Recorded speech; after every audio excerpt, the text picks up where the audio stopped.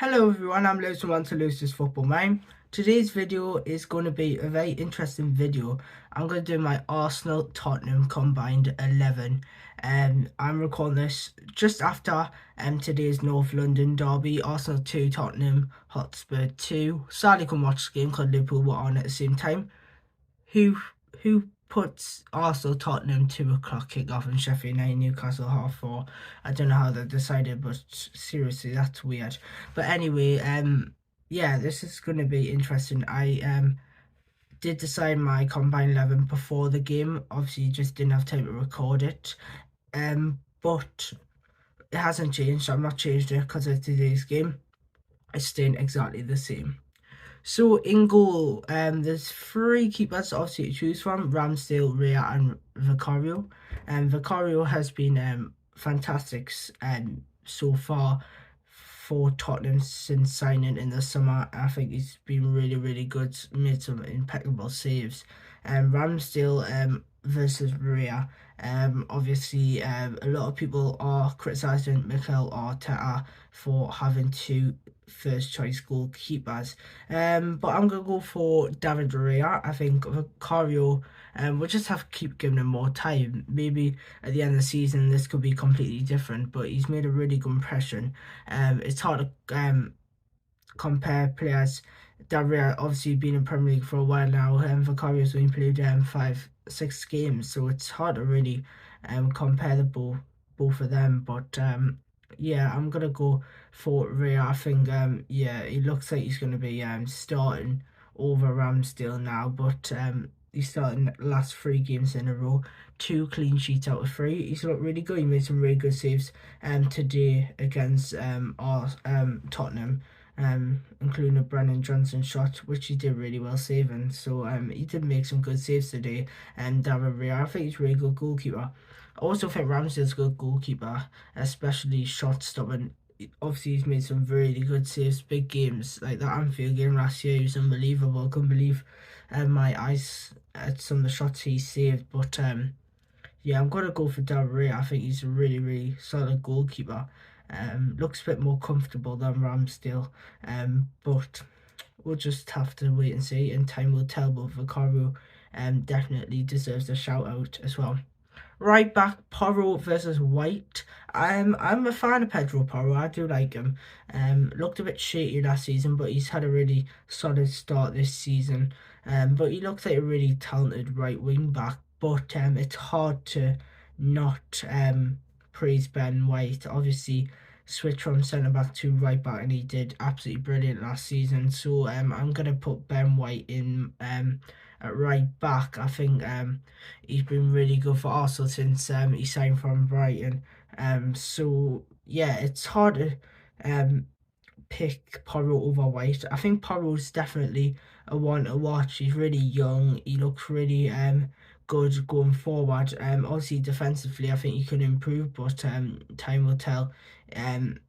If he can be top right wing back in the future. But he looks really good, Porro.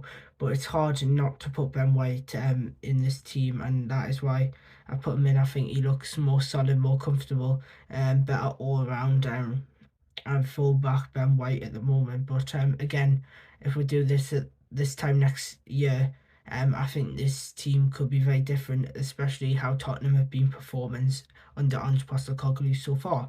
So centre back, obviously Saliba. I think Saliba's absolutely brilliant. I think probably behind just Ruben Dias, Saliba's the best centre back in the league. Maybe Dias and Stones. I'd say Saliba's probably the best in the league. He's so good. Obviously, when he got injured last season, Arsenal went downhill very quickly after he got injured. So yeah, you can't deny how talented Saliba is. So young as well. He's got such a bright future ahead of him at Arsenal. So yeah, you can't really pick Van de Ven over Saliba. But Van de Ven's looked good so far for Tottenham. And again, a very young centre back, Van de Ven. So again, time will tell for him. But I can't see him ever getting in a combined 11 over Saliba. Wherever these two end up in the future, or if these two stay Arsenal and Tottenham for many years to come. But Saliba's absolutely brilliant. a few loan spells before starting, settling into Arsenal, and now he's a guaranteed starter when he's fit every single game, and he looks absolutely solid. So Saliba 100% gets him. So now this one's debatable, of course. The next centre back option, Gabriel versus Romeo. This is definitely going to be controversial, but I'm going to go for Gabriel. I think Romeo is overrated in my opinion. I think he's overhyped. Lionel Messi said he's the best centre back in the world. 100% disagree with that. I think Ruben Dias is the best centre back in the world right now. So yeah, he's just, if you want a solid, calm centre back in a big game, Romeo is not that guy. He just lashes out. Like last season, Liverpool 4, Tottenham 3 game, when he absolutely wiped out Gakpo. You know, you don't want a centre back who's just gonna whack everybody and boot them. You want a calm, composed centre back, and today, obviously, own goal, conceded penalty, not a good day for him at all. I think he's a good centre back, but I think he is overhyped, especially by his Argentinian teammates and by the press. I think he is a good centre back, but I think Gabriel is also kind of like that. I think Gabriel does make some rash challenges too at times, but I think overall Gabriel does look a better centre back. Maybe because he's in a better team. Maybe because he's beside Saliba. I don't know, but I definitely think Gabriel is better right now. But again, time will tell for that one. So left back is interesting. It's hard not to put Zinchenko in. I have put Zinchenko in, but you Doi, I have not pronounced that right at all, but he's looked very solid for Tottenham so far this season. He was at Udinese last season, looked very sharp going forward, looked very good. The glimpse I got of him last season at Udinese in Serie A, but looks really good. But Zinchenko is an absolutely fantastic player. He kind of tucks into that midfield at times, so it's hard not to put Zinchenko in this team. But in the future, Udoi can definitely catch up with Zinchenko 100%. He's really young as well, so I think in the future he will get in over Zinchenko in the future in a few years' time. Right, midfield, and Basuma versus Rice. Look, Basuma has been fantastic so far this season, but he's played 6 games. He was brilliant at Brighton, but since he signed from Tottenham until the start of the season, he was like non-existent. Nobody really talked about him, but he has been fantastic this season. He looked fantastic in North London derby today, but I am sorry, you cannot put him over Declan Rice. Declan Rice is not overrated. There is the overhype, I do get that at times. Was he worth 105 million? No, he wasn't. I wouldn't have paid that much for him, but he delivered. A European winner and a fantastic captain, already an England starter. He's going to be the next England captain, him or Jude Bellingham probably for me, for the next England captain after Harry Kane. But yeah, he's a proper leader, proper calm. He can score goals, obviously scored that late winner against Manchester United. So yeah, he can do anything, really, Declan Rice, and he's a fantastic player.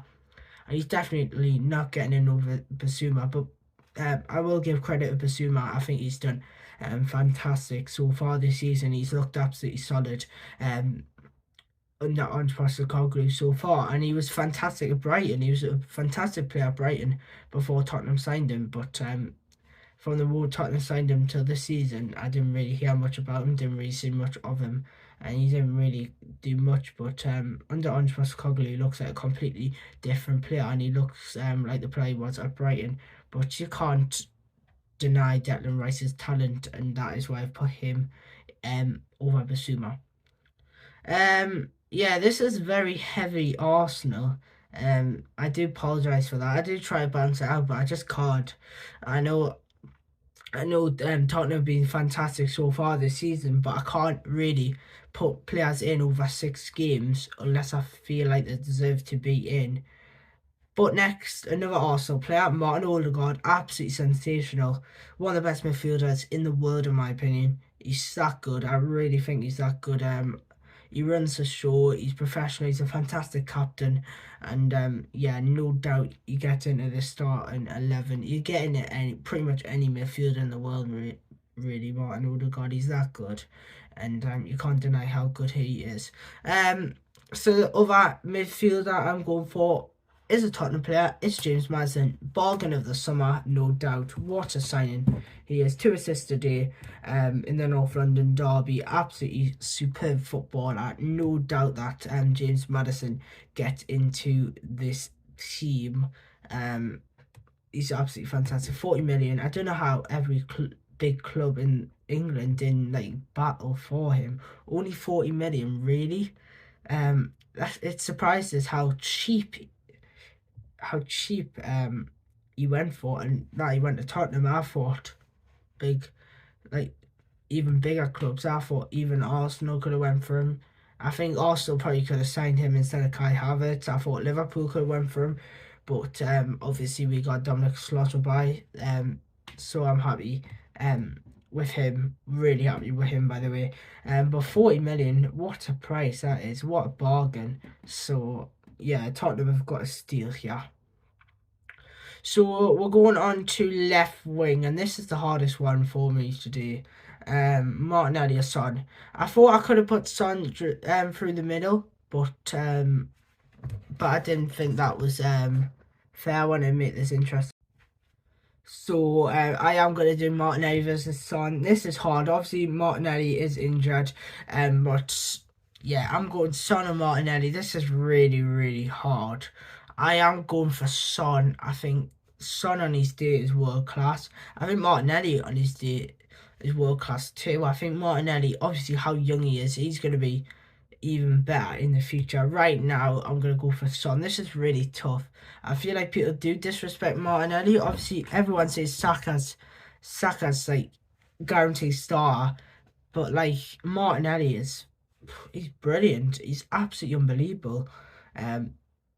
He makes just a bigger impact as Saka has at times for Arsenal. I think he's a very underrated footballer, but you can't deny how brilliant Son is, how long he's proven in the Premier League, how many goals he scored, the impact he's made for Tottenham is unbelievable. So that's why I've put him in. But in the future, Martinelli, watch out. He's going to be world class Martinelli, even though is he world class now? Debatable, of course, but in the future, a few years' time, when he gets older, yeah, it's going to be hard to stop him. And I feel like people do disrespect him, but I think he's a very underrated footballer. But yeah, it's hard not to put Son in, especially how much experience he has. But a few years' time, Martinelli is going to be some footballer. So next up is right wing. Of course, it's Bukayo Saka. Yeah, Saka is most teams he's a guaranteed starter. Bukayo Saka, there's a few teams where you could see him, like Liverpool. I wouldn't start him over Salah, in my opinion. But anyway, but Saka's unbelievable footballer. He's so good. He started, I think, 86 Premier League games in a row for Arsenal at time of recording, which is a record in their club history, which is unbelievable. It just shows he's always available. Obviously, after that Euro heartbreak, he came back stronger. His mentality changed. Unbelievable how he came back after all the abuse he got after the Euros final. And look at him now. Everyone loves him now. Even, well, maybe not Tottenham, but,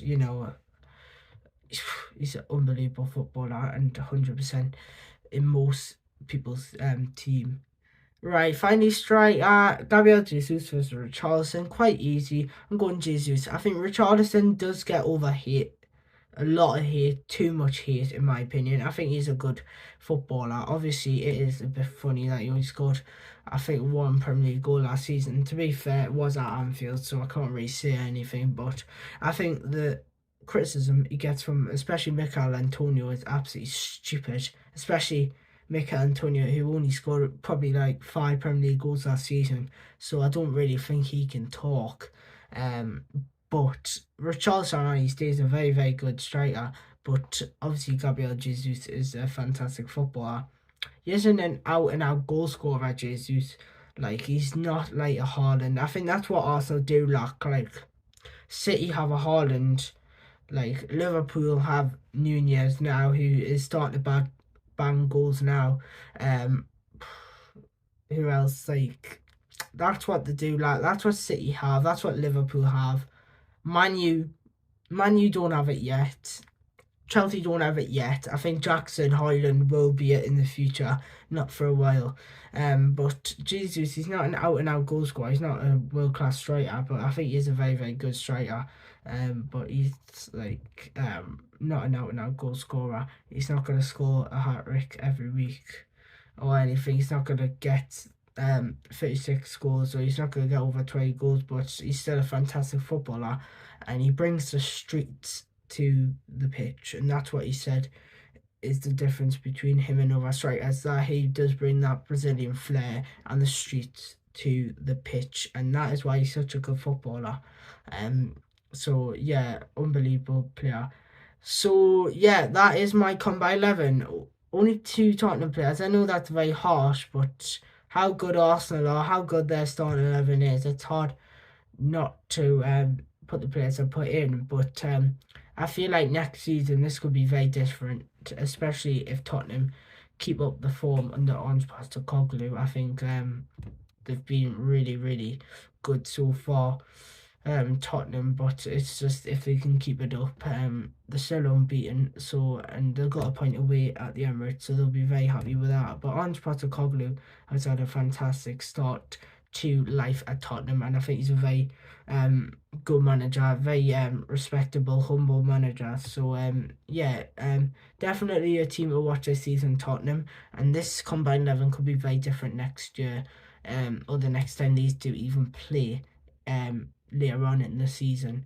So yeah, hopefully you enjoyed this video. I am going to do more combined 11s and more videos coming up, so hasn't been as much content, have been very busy, and so I do apologize for that. I'm just trying to make as many videos as I can when I have the chance. So hopefully you enjoy these videos when I upload them. So thank you guys for watching, and I will see you in the next video.